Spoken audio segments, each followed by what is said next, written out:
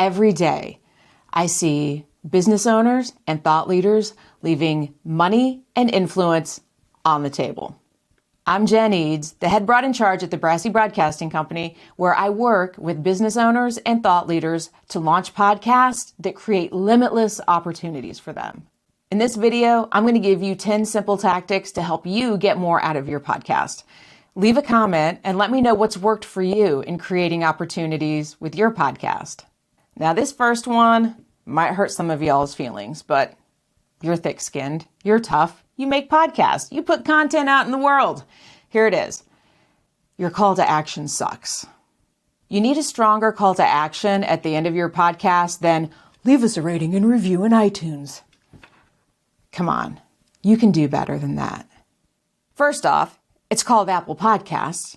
And what's in it for your audience? I mean, you get some vanity metrics that make you feel good, but what's in it for them? Start with the end in mind. What's the next step? What do you want your listener to do when they finish listening to your episode? And what's something that they could do that is going to be of value to them? Can they schedule a call with you? Do you have a PDF or a checklist or some kind of free download that they can get from your website? Ask your listeners to share the episode with a friend or family member that they think needs to hear it. Invite your listeners to create value for someone that they care about by sharing your episode with them. Sharing podcast episodes with my family and friends is my love language. Your call to action should be powerful. Use it wisely. Your YouTube video descriptions and podcast show notes are prime real estate for building value. You build value by reducing friction and making it easier for your listener to take action. You want them to find you on social media? Fantastic! Include the link to all of your social media channels. Don't tell them to find you on social media. Chances are they're not going to go looking. Are you including the links to any offers or resources that you mentioned in your episode? Help them get there with one click. As a listener and a viewer, I love it when you put timestamps in your episode for me or on your YouTube video. So then I don't have to scrub all the way through the video to go back and hear that one little nugget of information. I've got a timestamp to at least get me in the ballpark. Do you do different segments in your podcast? Great. Then create timestamps for all of the different segments. I co-host a podcast about Brazilian Jiu-Jitsu called Beauty in the Gi.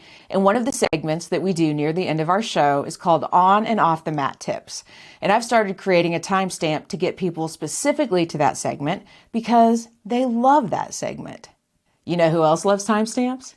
YouTube and Google. Labeling your timestamps with relevant keywords is another opportunity to boost your SEO. Is your podcast a monologue or the start of a dialogue with your community? Because if you're not asking your community of listeners questions, you're missing out on an opportunity to build relationships. Encourage your community of listeners to leave comments on YouTube or Spotify.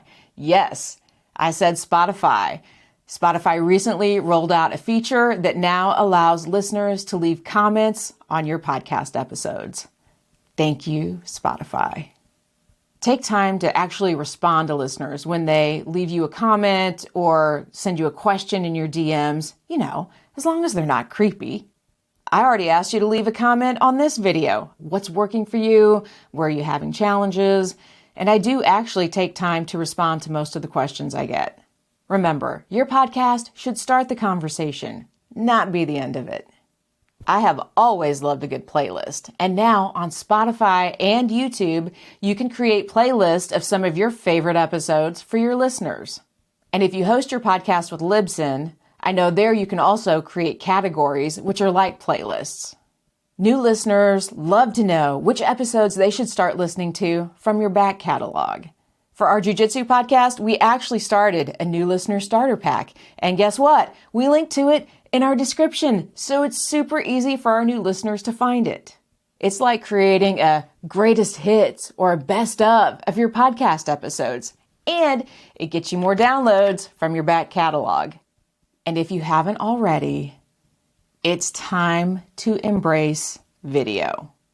I know, you started an audio podcast because you didn't want to be on camera.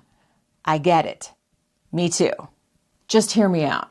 Even if you don't publish the full video episode, you are going to have a catalog of clips that you can share across all of your social media channels now. And that, my friends, is repurposing your podcast with intention. And speaking of repurposing, are you turning those individual episodes into blog posts on your website? Each one of those episodes can be its own blog post that is going to expand your reach and boost your SEO on your website. Some people prefer to watch video, some prefer to listen to podcasts, and some like to read. So give them options. And why, at this point, would you not have your podcast on YouTube? If you don't have it on there, even as audio only, make that a priority on your to-do list. YouTube is the world's second largest search engine. I have videos and podcast episodes that are still getting views from years ago. It's like a time machine for your content. And if we're going to talk about older content, don't let those early episodes sit around and gather dust, unless you think they're kind of cringe. I mean, we all have those episodes. When you're recording a new episode and you have something in your back catalog that is relevant to the topic, mention it and then put that link to the older episode in your show notes or your video description. Your 100th episode might be their first episode, so make it easier for them to dive deeper into your catalog. And now it's time for a pop quiz. How many clicks does it take for someone to subscribe to your show when they've discovered you? If it's more than one, you need to do better. Create a Smartlink that lets listeners subscribe to your podcast with just one click in their favorite podcasting app. Remember, less friction means more followers. And last but not least, is your podcast every place it can be? I mean, yes, we know about Apple Podcasts and Spotify and YouTube, but there are a lot of other smaller podcasting directories that are available, that are out there, so make sure your podcast is in those as well.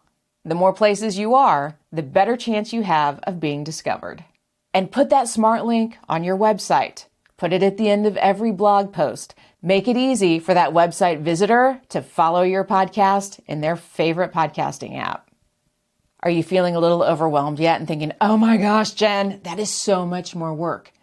But it's really not. It's a little bit more work considering how much work you're already putting in to recording and publishing and producing your podcast. A little bit more is going to create a lot more opportunity for you.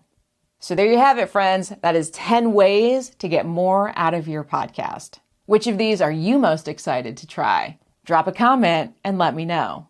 And what business owner, thought leader, or podcaster do you know that isn't getting the most out of their podcast? Share this video with them. Help them out. And if you're looking for a way to level up your podcast interview skills, watch my video, Boost Your Podcast Video Recording Game. Thanks for sticking around. Now get out of here. Make a podcast and do some good in the world.